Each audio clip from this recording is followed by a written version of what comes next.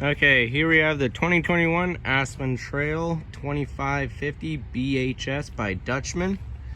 Up front you have your tongue jack. You have up and down, and then you have a light switch right here if you're hooking up when it's dark. You have your change, your 7-way, and your breakaway cable right here. That's like an emergency brake. You got your 12-volt battery up here. This is prep for solar charging, and that's where the solar panel would plug in. You can get a small solar panel on like a tripod. It just acts as a trickle charger. Then your propane tanks are right here.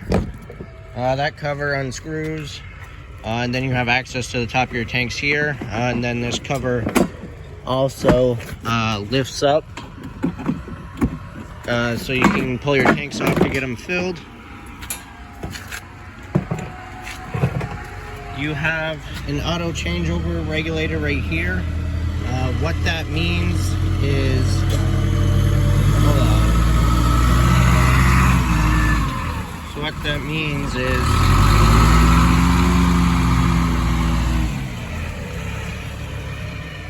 alright, I think the noise simmered down now. Alright, so auto changeover regulator, what that means is you can have both tanks on. And this black lever right here is pointing to what tank is drawing from. If that one goes empty and then they're both on, it'll automatically switch over and start drawing from this tank. Before you get that one off to get it filled, just make sure you switch that over, because the valve inside switches over. But if this handle is still pointing to the one you take off, the gas will leak through that pigtail. So just be careful of that. Then also, there is a little window right there. Right now you can see it's red and it has an R on it. That means there's no gas going through, the tanks aren't on. It's also an indicator telling you that your tanks are empty. Also, with the auto changeover, you know, when it's pointing to that one and that one goes empty and then the valve inside automatically switches to this one, that window right in there will still go red, indicating that the lever that the tank's pointing to, that tank is empty. So that's a good way to tell how when your tanks are empty or full. Alright, and then for travel, you just make sure that's buttoned back down. Okay, moving down the side, you got your storage compartment right here.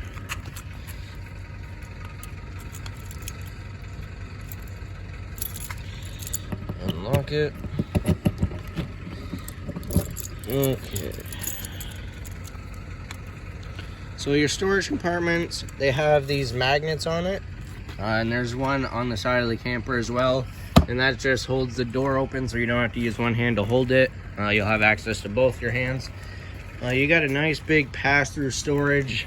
This door is, let's see, 28 by 18. So you got a 28 inches long by 18 inches tall. So it's decent size. You can get some big stuff in here if you had chairs, a small portable grill or whatever.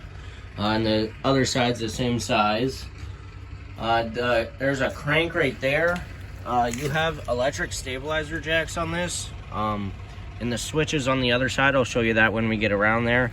But that crank is for if your battery goes dead, or if you blow a fuse or a breaker and you just can't get power. That crank will go on right there, and you'll be able to crank your jacks up and down manually. And sometimes if a switch goes bad too, you'll be able to do that too. So that's just a just in case kind of thing if you lose power or can't get power. And your stabilizer jacks, they're only made for stabilizing, hence why they're called stabilizer jacks.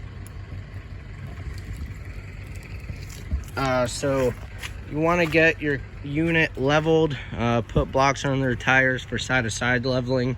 Once that's leveled, then unhook it from your vehicle, and then use a front tongue jack for front to back leveling.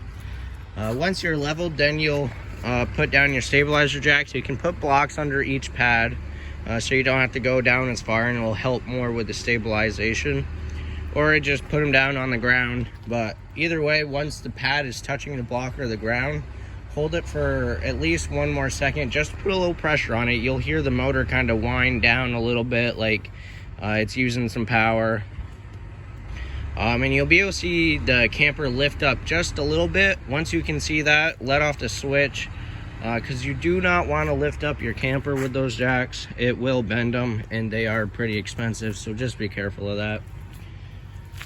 All right, you have a gray tank outlet right here, and then you got your sewer outlet down there. So you have 2 gray tanks. That outlet down there will be for your bathroom. And this one right here is for your kitchen sink, so that's why it's only a gray tank right there. And then your bathroom outlet has your black and gray tank right here. The black tank is your toilet water, and then the gray tank will be your sink and shower. And the handles are color coded, and you can also tell by the size of the pipe. So the smaller one will be gray, and the bigger one, which is straight ahead, is your black tank. You'll keep your valves closed while you're camping. There's a monitor panel inside. You'll check that every now and then. Once your tanks read about 2/3 to all the way full, that's when you come out and dump them. You don't leave the valves open, especially the black tank, because if you leave it open, the liquid will constantly come out, but the solids will stay. And then it'll just clog up the tank, and it's not like a toilet where you put a plunger in there. It's a long process to unclog it. So just, especially the black tank, keep that closed while you're camping until your tank monitor reads 2/3 to all the way full. Usually we recommend when you do dump it, pull the black tank first, let that empty out. Once it's emptied, close the valve, and then open your gray tank, and then it'll just flush out your sewer hose that attaches to it. It'll flush that out. That way it's not leaving a mess behind, and it won't stink as bad. All right, on the slide room, those black panels right there, that's just the back of your fridge. It's where we service it. You'll never have to go back there. Then you have your power cord outlet right here. So there's this little window right there that flips open. Then that just snaps up. Your power cord pulls out. Usually they're about 25 to 30 feet long. And when you pull that out, once you're plugged in, you can close this and the cord will sit here. That way, if it starts raining, no water will get inside. And it'll just keep it more contained. This is a 30 amp unit. It says it right here. So when you go to a campground, ask for the 30 amp hookups. When you're at home, you can get an adapter to plug into the household outlet, because it's still 110, 125 volts. So it's regular house voltage. So you can use an adapter to plug into your house, or an extension cord. And that'll just keep your battery charged. You'll be able to cool your fridge. You can turn on your lights and your radio and stuff. Clean it after your trip or whatever, or get your fridge cold before your trip, or just simply keep your battery charged when you're not using it. The only thing you cannot use while plugged into the adapter is your air conditioner, because that requires that 30 amperage. And the regular household outlet is only 15 or 20 amps. And if you try and use your air conditioner while plugged into that, it will burn up your cord. So just don't run your air conditioner while you're at home, unless you have a certified electrician install a 30 amp outlet for you. All right, next to that, you have your cable hookup right here. Coming around the back, you have your spare tire. Then you have your city water connection here. That'll be just hook up your hose at the campground, and you'll have direct water to all your faucets. This one right here, you have a black tank flush. So when you're dumping your black tank, you can hook your hose up to there, and there's a little sprayer inside, and we'll just flush it out for you. Then you got an outside shower here with hot and cold water, if you need to rinse things off outside.